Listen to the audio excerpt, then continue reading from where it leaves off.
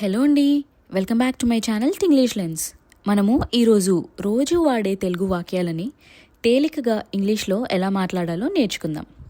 ఎలాంటి కన్ఫ్యూజన్ లేకుండా తేలికగా ఇంగ్లీష్లో ఎలా మాట్లాడాలో ఈరోజు చూసేద్దాం. ఆ వాక్యాలు ఏంటంటే, మిక్సీ పాడైపోయింది, ఇల్లంతా చాలా దుమ్ముగా ఉంది, నెమ్మదిగా రా, తొందర ఏం లేదు, తొందరగా తయారవ్వు, నేను పొద్దున్నే లేవాలి. సో మిక్సీ పాడైపోయింది. ఎప్పుడైనా ఇంట్లో మిక్సీ పాడైపోయిందని చెప్పడానికి, లేదంటే మిక్సీ పాడైపోతే మనం చెప్తూ ఉంటాం కదా ఇంట్లో వాళ్ళకి. సో దాన్నే ఇంగ్లీష్లో ఎలా చెప్పాలో చూద్దాం. పాడైపోయింది అంటే డ్యామేజ్డ్. పాడైపోయింది అంటే డ్యామేజ్డ్. ఇంగ్లీష్లో డ్యామేజ్డ్ అని అనాలి. సో మిక్సీ పాడైపోయింది అని ఇంగ్లీష్లో చెప్పడానికి the mixer is damaged, the mixer is damaged అని అనాలి. Or the mixer isn't working, the mixer isn't working అని కూడా చెప్పచ్చు. రెండవ వాక్యం ఏంటంటే, ఇల్లంతా చాలా దుమ్ముగా ఉంది. దీన్ని ఇంగ్లీష్లో ఎలా చెప్పాలో చూద్దాం. ఇల్లు అంటే హౌస్, చాలా అంటే వెరీ, దుమ్ము అంటే డస్ట్. సో ఇల్లంతా చాలా దుమ్ముగా ఉంది అని చెప్పడానికి the house is very dusty, the house is very dusty అని అనాలి.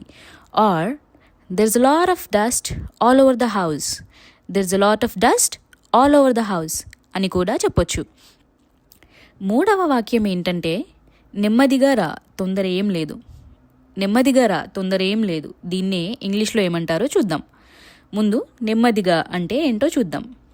నెమ్మదిగా అంటే స్లోలీ, రా అంటే కమ్, తొందరగా అంటే హరీ ఆర్ రష్. సో నెమ్మదిగా రా, తొందర ఏం లేదు అని ఇంగ్లీష్లో చెప్పడానికి come slowly, there's no rush, come slowly, there's no rush. Or come slowly, there's no hurry అని కూడా అనొచ్చు. నాలుగవ వాక్యం ఏంటంటే, తొందరగా తయారవ్వు. మనము ఇంట్లో ఎవరైనా తొందరగా తయారవ్వమని చెప్తుంటాం కదా, దాన్నే ఇంగ్లీష్లో ఎలా చెప్పాలో చూద్దాం. మనము ఇందాకటి సెంటెన్స్లోనే చూసాం కదా, తొందరగా అంటే రష్ ఆర్ హరీ అని. తొందరగా అంటే ఫాస్ట్ కూడా.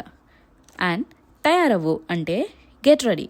సో తొందరగా తయారవ్వు అని ఇంగ్లీష్లో చెప్పడానికి get ready fast, get ready fast అని అనాలి.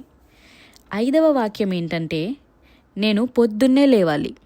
మనకి ఒకవేళ ముందు రోజు ఉదయాన ఏమైనా పని ఉంటే పొద్దున్నే లేస్తాం కదా, అంటే అలాంటి సందర్భాల్లో ఇంట్లో వాళ్ళకి చెప్తుంటాం కదా, తొందరగా పడుకుంటాను, నేను పొద్దున్నే లేవాలి అని. దాన్నే ఇంగ్లీష్లో ఎలా చెప్పాలో చూద్దాం. పొద్దున అంటే మార్నింగ్, లేవడం అంటే వేకప్. సో పొద్దున్నే లేవాలి అంటే ఇక్కడ ఖచ్చితంగా లేవాలి అని చెప్తున్నాం కదా. సో ఇలాంటి సందర్భాల్లో నీడ్ టుని యూజ్ చేస్తాము. సో నేను పొద్దున్నే లేవాలి అని ఇంగ్లీష్లో చెప్పడానికి I need to wake up early in the morning, I need to wake up early in the morning అని అనాలి. సో ఇదండి, చూసారు కదా మనము రోజు వాడుకలో ఉపయోగించే తెలుగు వాక్యాలని ఇంగ్లీష్లో ఎలా చెప్పాలో. ఈ వీడియో కనుక మీకు నచ్చినట్లయితే లైక్ అండ్ షేర్ చేయండి. అండ్ ఇలాంటి మరెన్నో యూస్ఫుల్ వీడియోస్ కోసం ఛానల్ని సబ్స్క్రైబ్ చేసుకోవడం మాత్రం అస్సలు మర్చిపోకండి. మళ్ళీ ఇంకొక యూస్ఫుల్ వీడియోతో మీ ముందుంటాను. Till then, bye bye, have fun.